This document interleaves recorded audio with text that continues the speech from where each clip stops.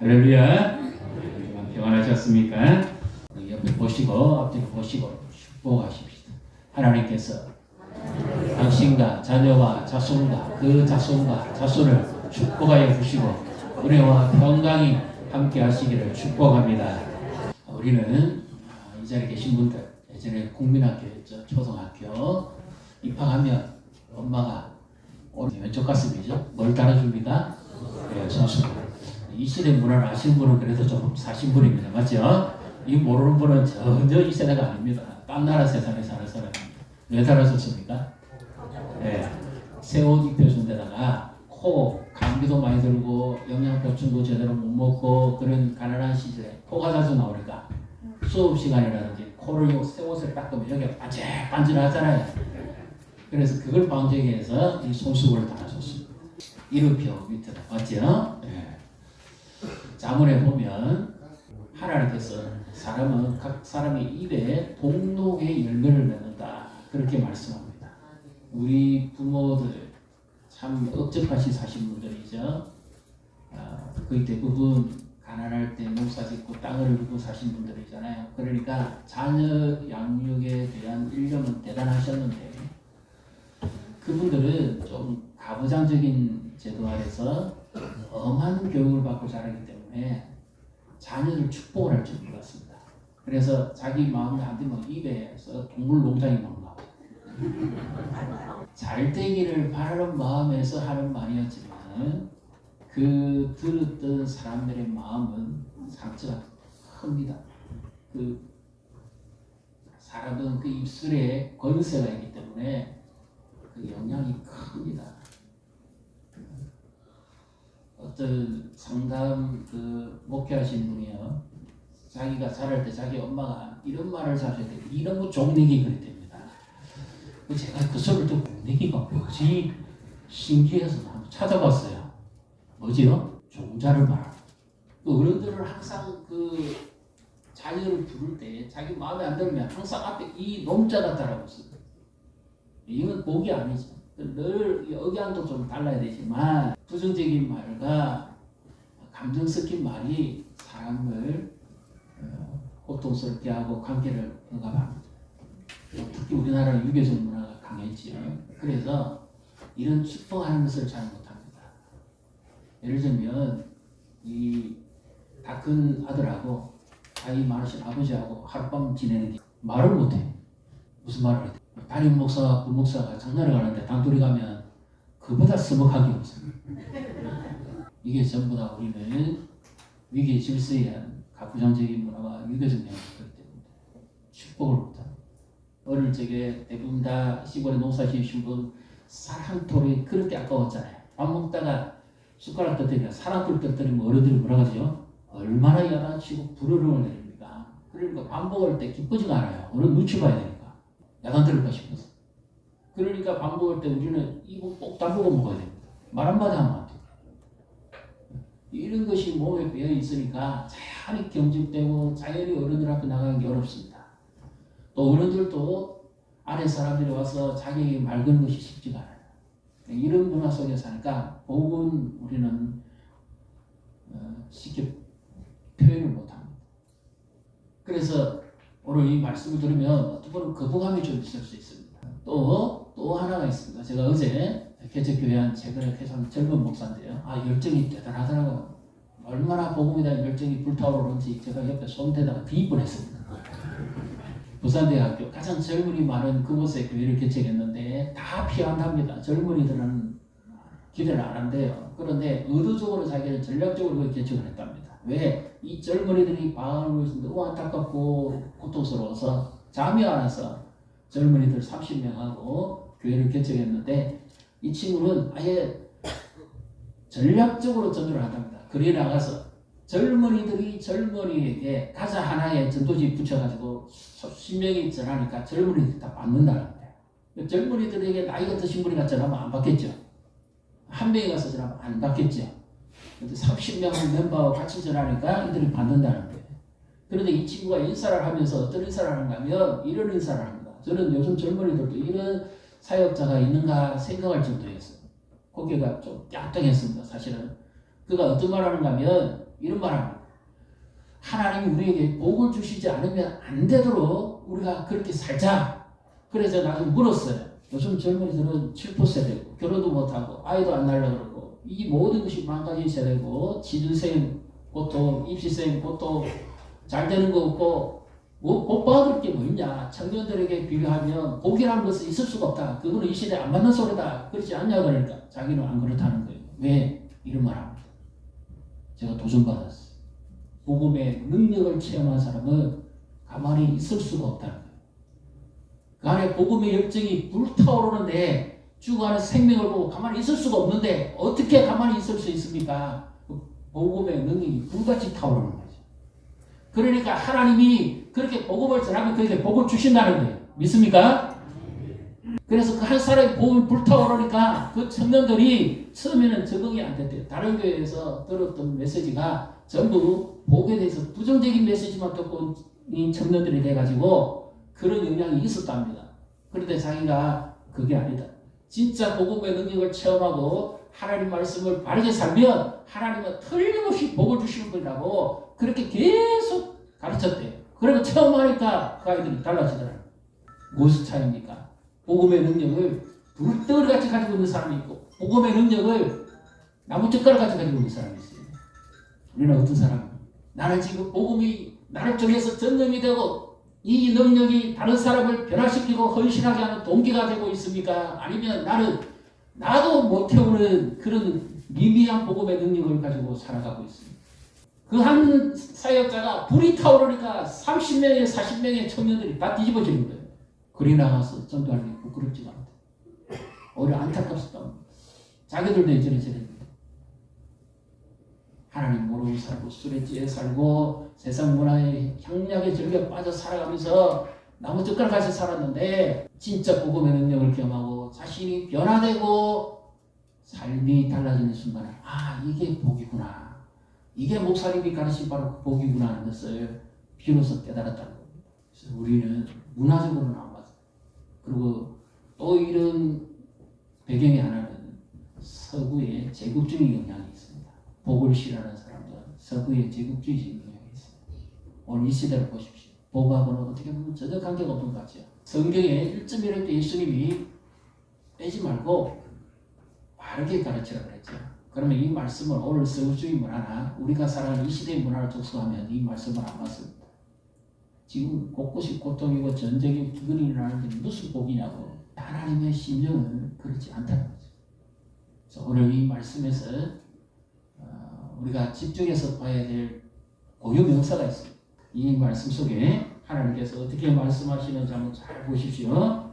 22절 같이 읽습니다. 여호와께서 모세에게 말씀하여 이르시되 여호와께서 모세에게 말씀하여 이르시되 이렇게 하면서 이제 이렇게 하라고 하는 하나님의 강력한 의지가 담겨 있습니다. 자, 23절 같이 읽습니다. 아론과 그의 아들들에게 말하여 이르기를 너희는 이스라엘 자손을 위하여 이렇게 축복하여 이르되 이렇게 축복하여 이르되 어떤 분은 목사님 중에서 이런 말 축복이란 말 하면 안 돼. 그럼 어떻게 해요? 복이네.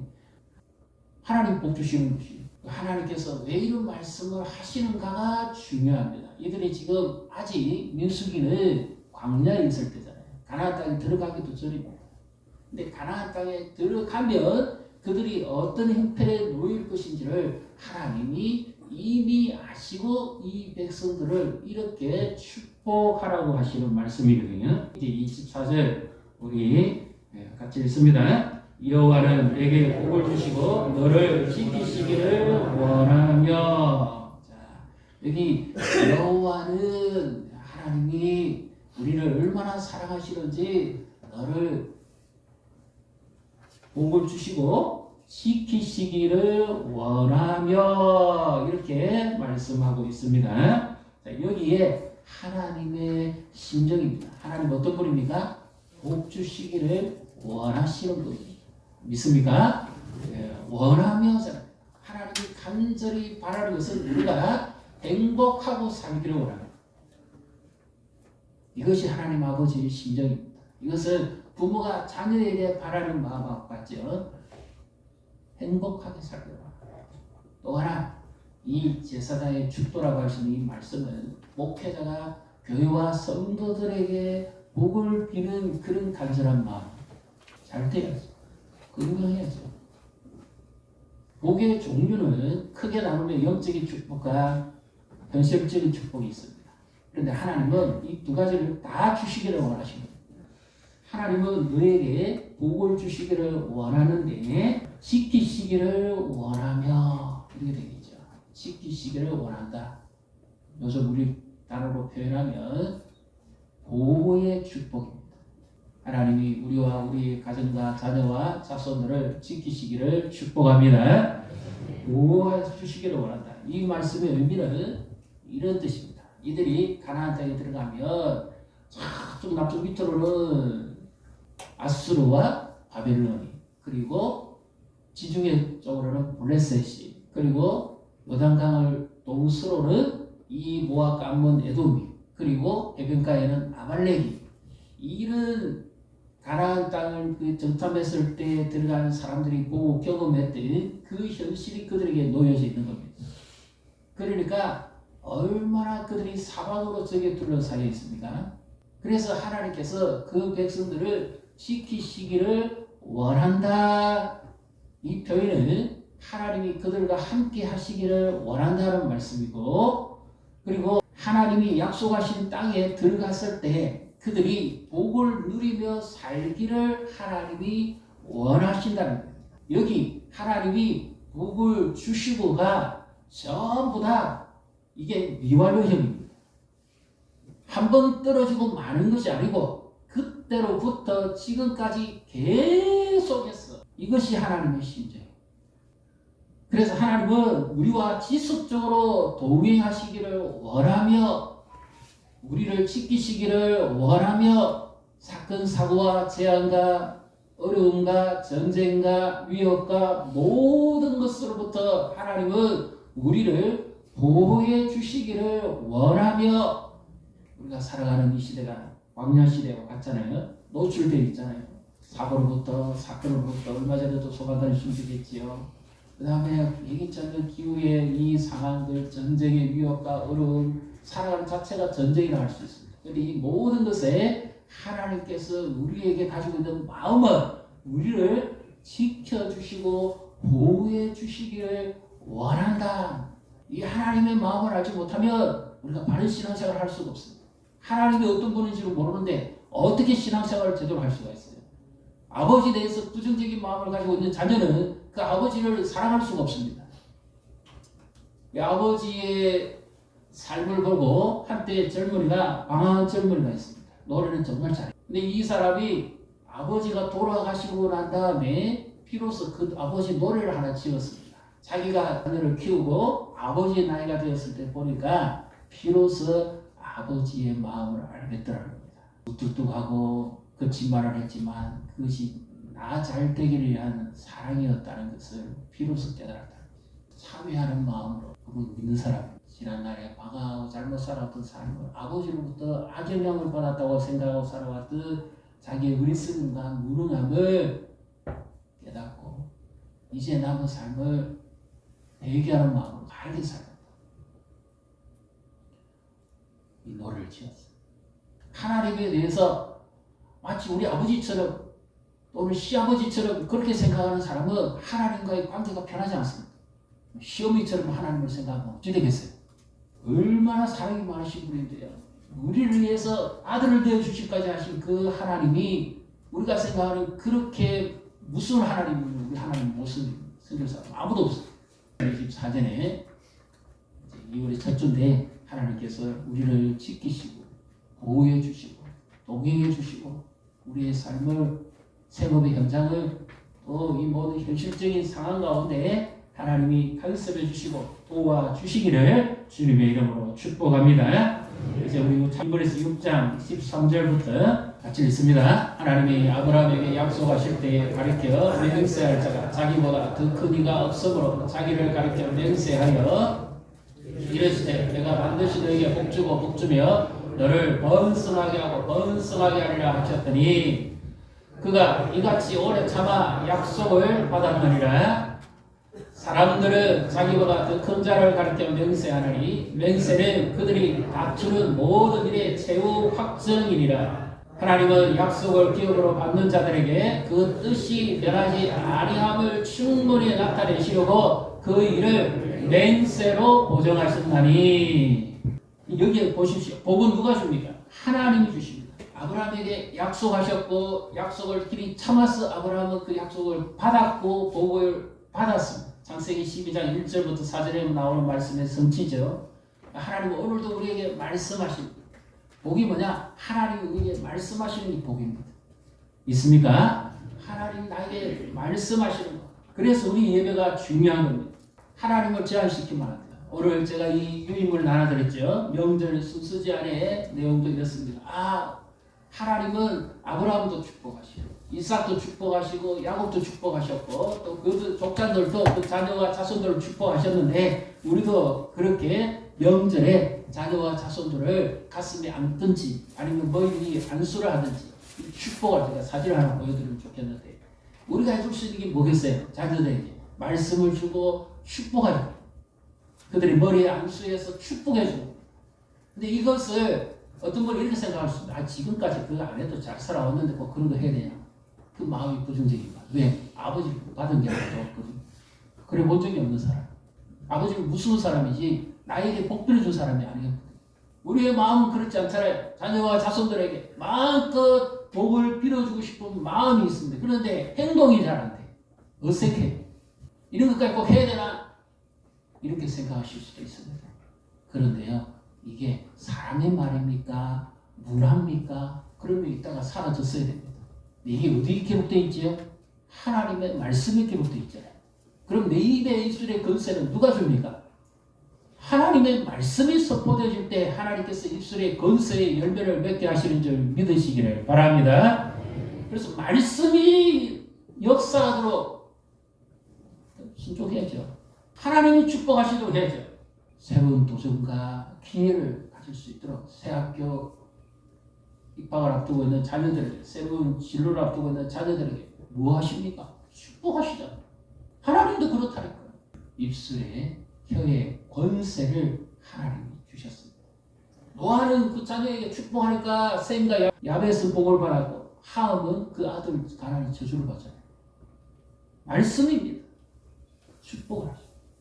그래서 하나님께서 2024년에 우리의 삶을 보호해 주시고 우리도 바라잖아요. 25절 말씀을 같이 읽습니다. 여호와는 그 얼굴을 내게로 비추사 은혜 베푸시기를 원하며. 첫 번째는 지켜주시고 보호해 주시는 축복입니다. 우리를 건강과 삶과 환경과 위협과 모든 어려움으로부터 지켜주시는 축복이고, 두 번째는 얼굴을 비춘다는 말은 이와 같은 표현이 있습니다. 위의 사람이 아래 사람에게 자상한 마음을 가지고 이쁘게 여깁니다. 이것이 바로 그 얼굴을 비춘다는 말이고, 햇볕이 빛을 비추면 어둠이 사라지고 모든 식물이 잘 자라고 빛의 역할이 나타나죠. 바로 그와 같은 의미입니다. 그래서 하나님께서 우리에게 얼굴을 비춰준다는 것은 나와 좋은 관계 속에 있다는 겁니다. 하나님의 영광이 그들에게 임하고 그들의 삶을 축복하시는 것입니다. 그래서 이 축복은 내면적 축복입니다. 하나님 앞에 나아가는데 은혜를 입어야 되죠. 죄인은 용서를 받아야 됩니다. 자비와 긍휼을 입어야 됩니다. 우리가 예배에서 하나님을 만나고 얼굴을 뵙고 하는 것도 말씀의 축복도 있지만 죄 용서와 하나님의 자비를 입는 축복도 있습니다. 왜 우리가 예배 시작할 때에 죄 사함을 고백하고 사죄의 은총을 기도합니다. 이건 천주교식이 아니고 하나님 앞에 우리의 죄가 용서받고 하나님의 자비를 입어요. 그래서 하나님과의 교제가 회복돼요. 여기 은혜라는 말은 구약 성경에는 또 이런 단어가 있습니다. 가장 좋은 것을 무조건으로 주십니다. 하나님의 사랑이든지 하나님의 가장 그 좋은 것을 무조건적으로 줍니다. 하나님이 이스라엘 백성을 선택하셨을 때 조건부 선택이 아니었습니다. 그들은 다른 열방 민족보다 오히려 가장 작은 자였음에도 불구하고 하나님이 무조건적으로 선택했어요. 그리고 너는 내 것이라고 불러내셨죠. 그리고 약속의 말씀을 주시고 이들을 축복하십니다. 오늘 우리 마찬가지 우리를 불러내시고 구원해 내시는데 조건부 선택이 아닌 하나님의 은혜로 무조건적으로 일방적으로 하나님의 보의를 베풀어 주십니다. 우리의 죄와 허물이 있고 우리의 부족함에도 불구하고 하나님이 여전히 우리를 사랑하시고 우리를 지켜주시고 우리를 보호하시고 우리에게 은혜 베푸시는 분인 줄 믿으시기를 바랍니다. 자, 이 복이요. 하나님의 행동을 잘 보십시오. 처음에는 하나님께 너를 복 주시고 지켜주시기를 원한다 하는 것은 어떻게 보면 조금 소극적인 부분이 있습니다. 그런데 얼굴을 비춰준다는 것은 행동적인 거죠. 이 말씀이 점진적으로 진행합니다. 점진적으로. 그래서 우리의 내면에 하나님의 빛이 비춰집니다. 말씀의 빛이, 은혜의 빛이, 성령의 빛이 비춰질 때 우리가 하나님을 기쁘시게 하는 삶을 살아갈 수가 있고 은혜 입은 자로서 살아갈 수가 있습니다. 그래서 이 복은 이 앞부분에 말씀에 보면 나시린의 서약에 이어서 나오는 말씀인데요. 우리가 하나님의 복을 사모한다는 것은 새로운 헌신과 도전의 기회를 얻을 수 있습니다. 직분을 사모하는 것도 그렇죠. 내가 하나님 앞에 2024년에 우리가 이렇게 살아보겠습니다 하는 새로운 결단과 각오를 가지고 하나님 앞에 나아갈 때 바로 이 복을 사모할 수가 있습니다. 새로운 시작과 새로운 도전과 새로운 기회와 새로운 은총을 바라볼 때 우리가 하나님 앞에 이 복을 구하면서 하나님을 의지할 수가 있습니다. 그래서 이런 것이 없다면 우리의 헌신이 없습니다. 우리에게 새로움이라는 게 있을 수가 없습니다. 아까 제가 초반에 말씀드린 것처럼 서구제국주의 영향이라든지 성경을 잘못 배웠다든지 문자적으로만 가르치는 사람이라든지 복음의 능력을 실제적으로 체험해 본 적이 없는 사람이라든지 자기가 정말 하나님 앞에 헌신해보고 하나님의 은혜를 입어본 사람만이 할 수 있는 거죠. 그래서 하나님은 이렇게 우리를 복을 주시기를 원합니다. 내면적 축복, 하나님과의 바른 교제 속에서 살아가기를 원하는 거죠. 오늘도 우리는 하나님의 도움이 없이는 살아갈 수가 없습니다. 우리의 마음이 전쟁터예요. 실제로 밖에서 일어나는 전쟁보다 더 무서운 전쟁은 우리 내면에 일어납니다. 마음에 응어리진 거, 상처, 용서하지 못한 거, 분노하는 거, 이 모든 것들이 왜 일어납니까? 우리가 은혜 받은 자의 그 은혜를 망각했기 때문에. 나는 얼마나 많은 죄를 지었습니까? 나는 얼마나 많은 실수를 했습니까? 나는 얼마나 많은 사람에게 고통과 아픔을 줬습니까? 그럼에도 하나님은 나를 사랑하시고 무조건 사랑하시고 그렇게 사랑하시는 분인데 그 은혜를 망각하니까 우리 부모들이 나에게 해줬던 말이 내 안에서 나도 모르게 튀어나와. 자녀들이, 부부 간에, 이웃 간에 내 부모가 나에게 했던 그 말이 나도 모르게 튀어나와. 관계가 힘들어지고. 그래서 은혜를 받은 사람은 말이 달라집니다. 내 부모가 내게 해줬던 그 말이 아니라 하나님이 내게 해주신 그 축복의 은혜를 쓰는 줄 믿으시기를 바랍니다. 하나님의 은혜를 경험하면 말이 달라지고 행동이 달라지고 내가 어떤 은혜를 입었기에 어떻게 하나님이 나를 사랑해 주셨기에 하는 그 마음이 떠나가지를 않아요. 해를 쳐다보듯이 늘 하나님의 얼굴을 구하면서 그분의 자비 앞에서 살아가는 자. 죽고 또 죽어도 마땅한 죄인인데 하나님이 나를 이렇게 사랑하시고 용서해 주셨는데 나도 현재를 사랑하고 이웃을 사랑하고 실제적으로 내가 어떤 은혜를 경험해 왔는가에 따라서 내 신앙이 좌우됩니다. 예수님은 나를 위해서 십자가에서 자신의 생명과 온몸과 피까지 아끼지 않고 다 쏟아주셨는데 그 은혜죠. 그래서 고린도서 14장 13절에는 이 축복의 말씀이 우리가 예배 마치고 나면 죽더라 그러죠. 주 예수 그리스도의 은혜와 어떤 은혜를 입었느냐 마음에서부터 이 은혜가 되살아나고 은혜 속에서 강한 자가 되고 은혜 입은 자로서 살아가요. 오늘 세상이 왜 이렇게 무질서하고 왜 이렇게 어지럽고 왜 이렇게 혼란스럽습니까? 은혜를 망각하고 살아요. 우리의 내면은 어떤 전쟁이 일어나고 있습니까? 예수 그리스도가 은혜로 덮여질 때 우리의 삶은 가장 복되고 우리의 가정이 은혜로 덮여질 때 가장 복되고 우리의 자녀들의 삶에 하나님의 은혜가 덮여질 때 가장 복 있는 줄 믿으시기를 바랍니다. 그래서 이 은혜가 덮여지면 이런 표현이 나오죠. 우리 복음서가 가사에 자주 있죠. 내게 샘솟는 기쁨. 은혜가 덮여지는 자에게라는 말은 기쁨입니다. 은혜를 잃어버린 자의 특징은 분노와 짜증입니다. 혈기가 얼굴에 빛이 하나님께서 그 빛을 비추시면서 확합니다. 스데반을 보십시오. 사울이 앞서선 그 무리들 앞에서 돌마다 죽어갈 때도 은혜가 비치고 얼굴이 해같이 빛난다. 예수님을 닮아가는 삶의 모습, 인격이 그에게 나타납니다. 은혜를 입은 것. 이 은혜는 확장성이 있고 전능성이 있습니다. 은혜 입은 자가 은혜를 베풀면 그 사람도 은혜를 입습니다.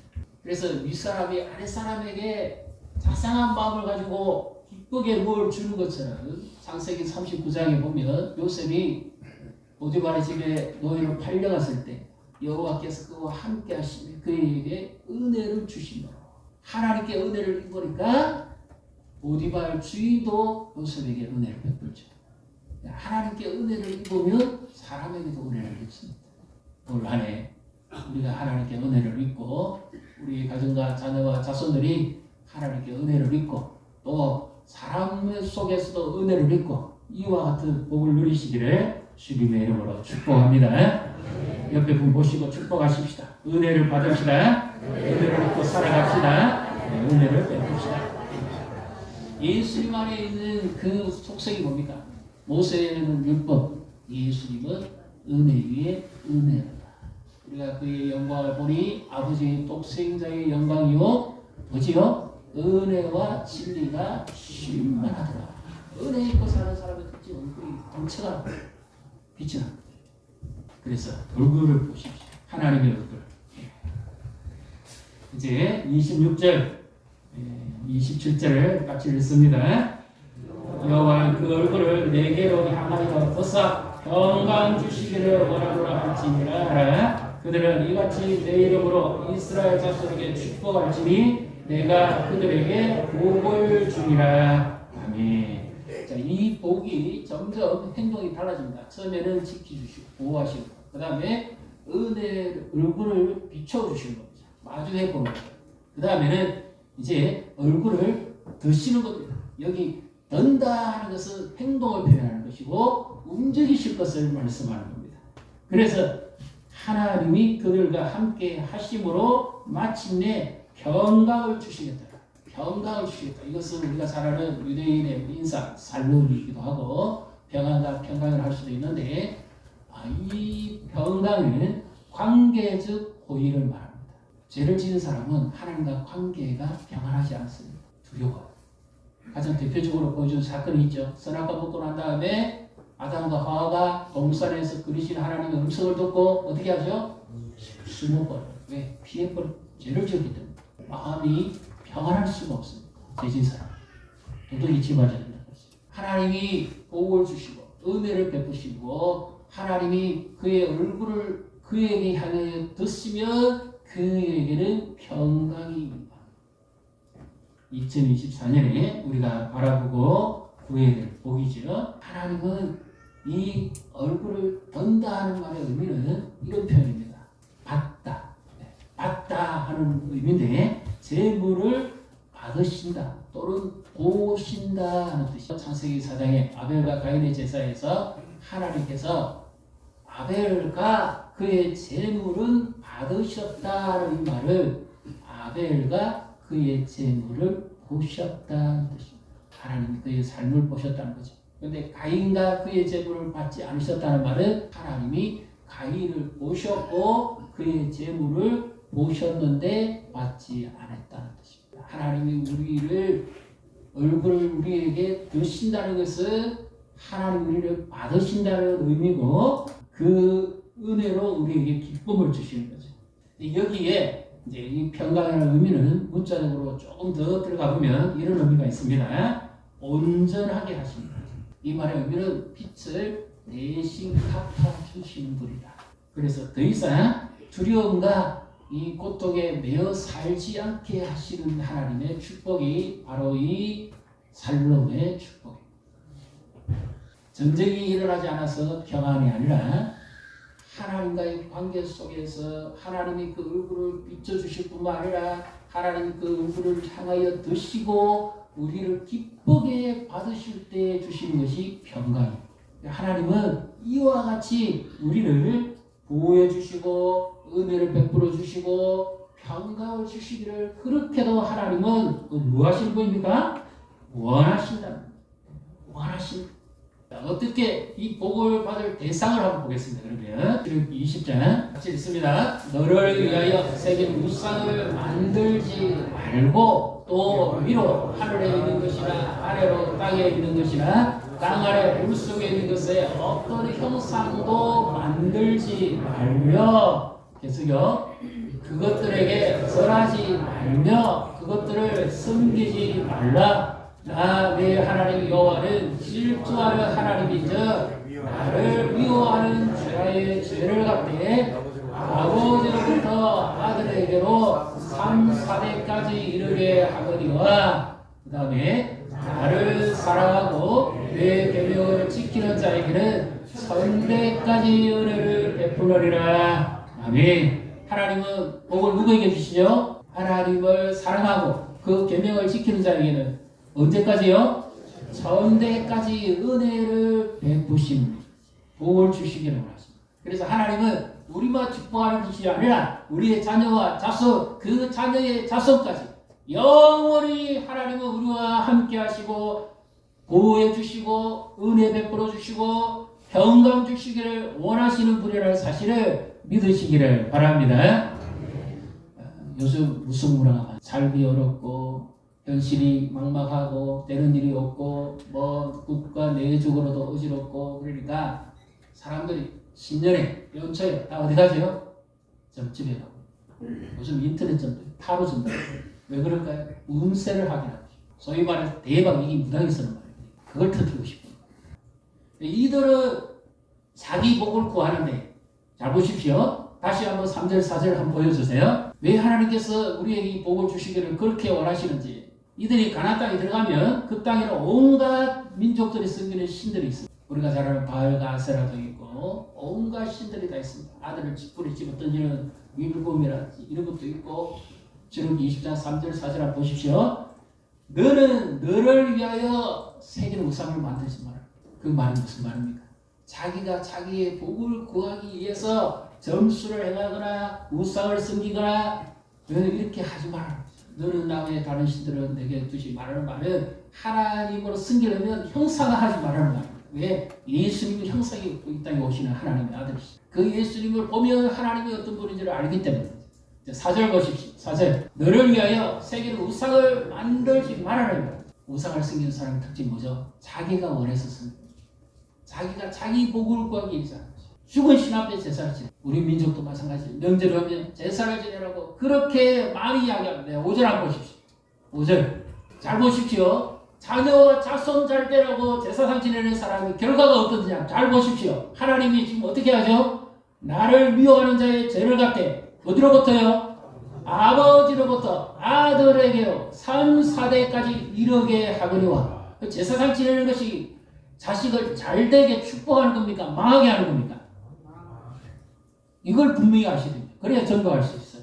자녀 아직 태어나지도 않은 그 자손과 자손까지도 하나님의 저주가 임하는 거예요. 자녀 잘 되라고 그렇게 한다지만 오히려 하나님의 말씀을 모르고 하나님을 왜곡하면 오히려 망할 짓을 한다는 거예요. 자녀를 잘되게 하는 거는 자녀의 악기라고 막아버릴 부부가 돼요. 그래서 하나님은 반대로 우리가 어떻게 살기를 원합니까? 하나님을 사랑하고 이 말씀을 지켜서 행하는 자에게 선대까지 자녀와 자손과 그 자녀와 자손까지도 계속 하나님의 말씀하신 이 복을 누리며 살아가기를 원하는 것이 하나님 아버지 심정이라는 거예요. 명절에 만약에 본교회에 오지 못하신 분은 반드시 예배를 먼저 드리십시오. 가까운 교회 가셔서 정 안되면 순서 지는 것을 가지고 참고하시고 가정예배라도 드리십시오. 예배자가 되셔야 돼요. 하나님만 예배하는 자. 다른 것을 예배해서는 안 되죠. 믿음으로 결단하시오. 제사상에 절하지 않고 하나님만 섬기겠습니다. 복음을 전하는 시간이 돼요. 예수 믿으면 얼굴이 이렇게 평안하고, 예수 믿으면 마음이 이렇게 평안하고, 예수 믿으면 이렇게 기쁘게 살아갈 수 있어요. 술 없이도 살아갈 수 있어요. 왜? 술 못 먹어서 못 먹는 사람, 병들었거나 유전적 질환이 있는 사람, 또 치료 중에 있기 때문에 술 못 먹어요. 술 못 먹는 사람 없어요. 그러나 술 안 먹고도 살 수 있는 기쁨의 재미가 있기 때문에 술을 안 먹는. 믿습니까? 예수 믿는 재미가, 예수님의 은혜가 내게 큰같이 임하고 샘솟는 기쁨이 있는데 뭐 술을 좀 마시고 살 필요가 뭐 있어요? 예배하고 찬양하고 기쁘게 마음이 그렇게 평안하고 하나님 주시는 은혜를 받고 복을 입고 살아갈 수 있는데 왜 그렇게 구태여 그렇게 해야 됩니까? 안 하고도 살아갈 수 있습니다. 그래서 그리스도인은 못해서 안 하는 것이 아니라 할 수 있음에도 불구하고 안 하는 겁니다. 그것은 사람의 말이 아니고 모세가 복 주는 것도 아니고 아론이 복 주는 것도 아닙니다. 27절 마지막에 보십시오. 누가 복을 줍니까? 하나님이 주십니다. 하나님이 복 주시는 것을 내가 문화가 어색하고 우리 아버지가 안 그랬는데 우리 할아버지는 안 했는데 현대 시대가 어떻고 이 시대가 어떤 시대인데 하나님의 말씀을 제안하는 거잖아요. 말씀을 제대로 가르쳐요. 하나님 아버지의 심정이 담겨 있어요. 이것이 정말 복음이라면 이것이 너무 좋기 때문에 우상을 아예 숨기지 않아도 되고 세상의 것을 구하지 않아도 됩니다. 너무 좋았어. 우리 안에 보배를 주셨으니까 다른 걸 그들도 보지 않아도 돼요. 어떤 사람이 이렇게 말합니다. 아, 예수님 안에서 뭐 다 이루어졌는데 왜 그러세요? 그것이 잘못됐다는 말입니다. 예수님 안에 있는 심정 안에서 하나님의 마음도 은혜도 사랑도 평강도 우리에게 주시기를 원합니다. 세상의 복을 구하지 마시고 하나님의 복을 구하십시오. 옆에 모시고 축복하십시오. 세상의 복 구하지 말고 하나님의 복을 구하십시오. 이것이 우리를 뜨겁게 하고 헌신하게 하고 죽어가는 영혼에 대해서 안타까운 복음의 열정이 불을 태워서 지금 삼켜야 돼요. 세상에 빠져있는 문화와 세상에 빠져있는 정서와 세상에 빠져있는 이 질 속에 살아가는 사람들, 이미 죽어있는 영혼이죠. 해골이잖아요. 영혼은 그들을 살릴 수 있는 것은 내가 하나님의 은혜를 받고 하나님의 복음의 능력을 체험하고 그래서 하나님 앞에서 내가 쓴 곳에서 요셉처럼 다니엘처럼 하나님 앞에서 살아가는 자로 살아가는 모습 속에서 은혜와 평강이 임하고 형통하게 되고 자녀와 자손과 그 자손과 자녀에까지 하나님의 복이 임하는 복을 누리시기를 주님의 이름으로 축복합니다.